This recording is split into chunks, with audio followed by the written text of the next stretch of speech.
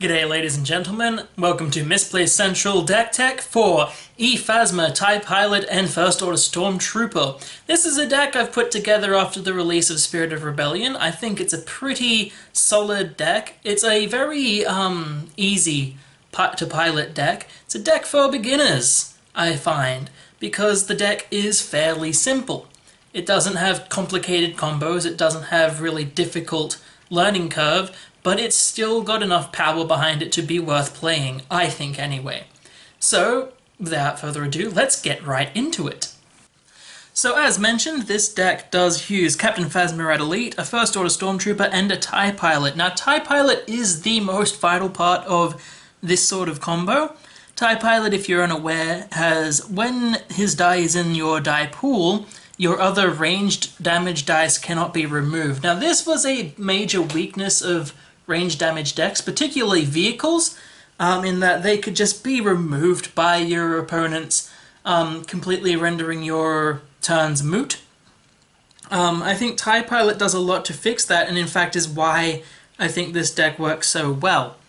Phasma gives you another bonus in that she has the ability to give your two non-unique characters the Guardian keyword. Now, Guardian, I think, is an ability that was fairly not good with the first set. This set, it gives you a lot more bonuses. It lets your stormtroopers jump in front of bullets that would be taken by Phasma otherwise. And a key part of this is that it takes away inherent abilities to those dice. For example, on Palpatine's range damage, he would normally get 2 extra damage just by resolving them, but because you remove the die rather than resolve it, and then take the damage on it, you don't get that power off of Palpatine.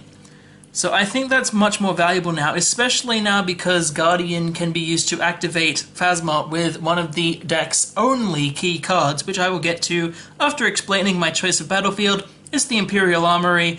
Pretty straightforward. Play an upgrade from your hand, decreasing its cost by 1. You're running a lot of guns? Seems simple enough to me. Now, as mentioned before, I feel like this deck only has really one key card, one absolutely vital card, and it's this card, Wingman. Released in Spirit of Rebellion, it's a neutral red card, upgrade, red character only. After you activate a red character, you may activate the attached character. So you stick it on Phasma, and then when you activate one of your other characters, Phasma gets to activate as well. What this basically means is that you're saving time in activation.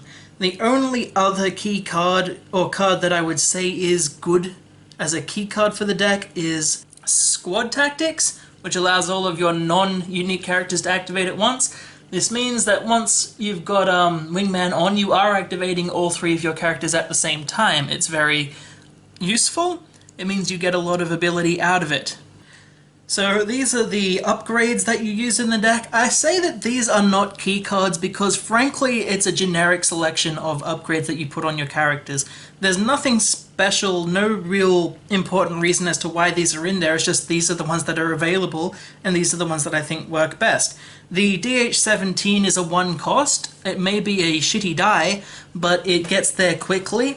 The rest of them are the DT-29s, the F-110s, and the Holdout Blaster are 2 costs, which means that they basically go on in a turn. That's fine.